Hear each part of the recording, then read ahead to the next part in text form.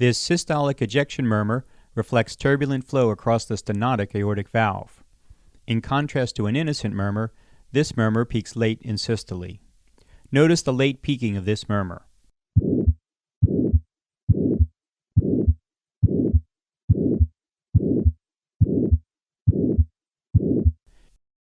Innocent murmurs reflect a normal flow velocity profile across the aortic valve. Aortic stenosis, on the other hand, has a delayed peak, reflecting the increased obstruction to outflow. Notice how the innocent murmur peaks early in systole, and compare that to the late peaking of aortic stenosis.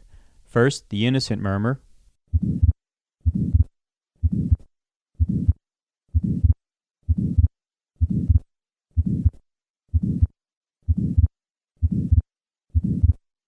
and now aortic stenosis.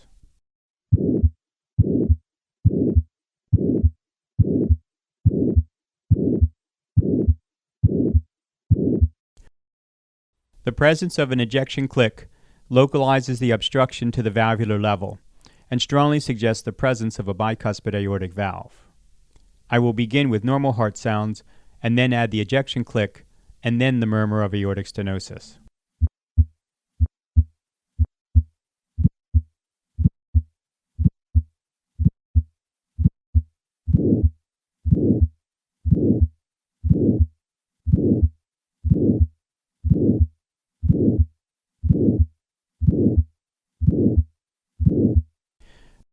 Pathologic murmurs secondary to obstruction across the left ventricular outflow tract can occur at the subvalvular, valvular, or even supravalvular level. Notice the ejection click that initiates this murmur.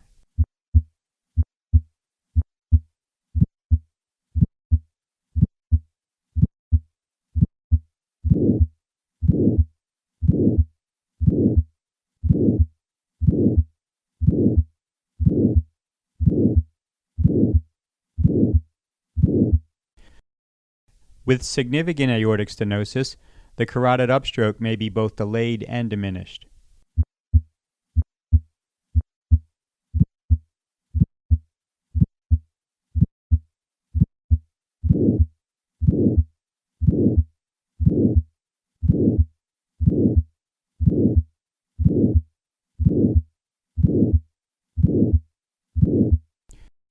The murmur of aortic stenosis will, on occasion, be audible at the cardiac apex with a change in pitch, the Galliard-Vardin phenomenon. Despite this increase in pitch, this murmur retains its characteristic diamond shape. Listen to this murmur first at the second right intercostal space,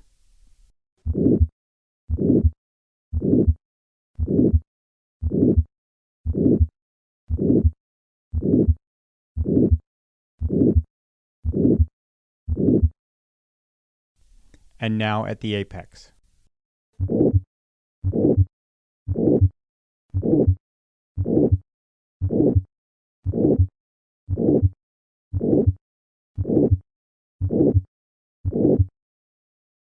Although stress testing is contraindicated in symptomatic patients with aortic stenosis, it has been safely performed in asymptomatic patients.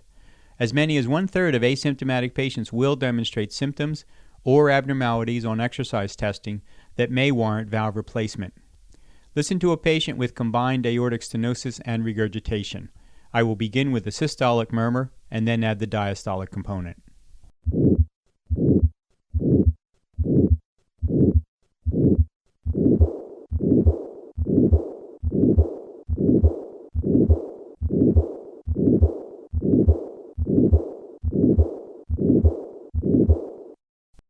Patients with aortic stenosis and a low ejection fraction are problematic.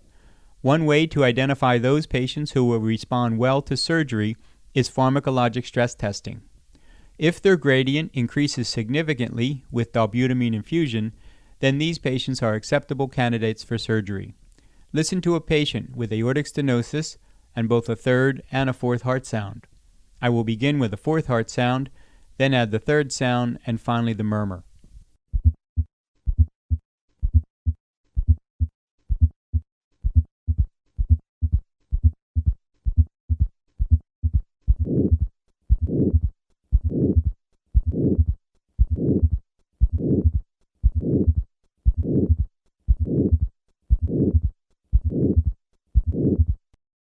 Recently, percutaneous aortic valve replacement has been introduced. Clinical trials, still in progress, will reveal the indications and benefits of this exciting new approach to aortic valve replacement.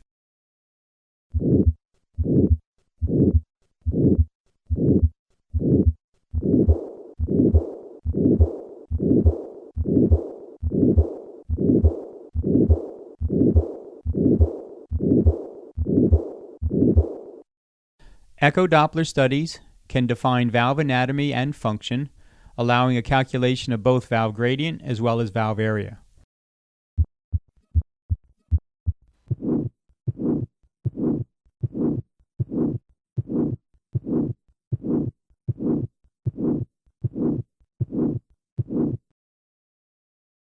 In summary, aortic stenosis usually presents with a late peaking, diamond-shaped murmur heard best at the second right intercostal space. When this murmur is accompanied by an ejection click, it suggests a bicuspid aortic valve. Listen once again to the murmur of combined aortic stenosis and regurgitation.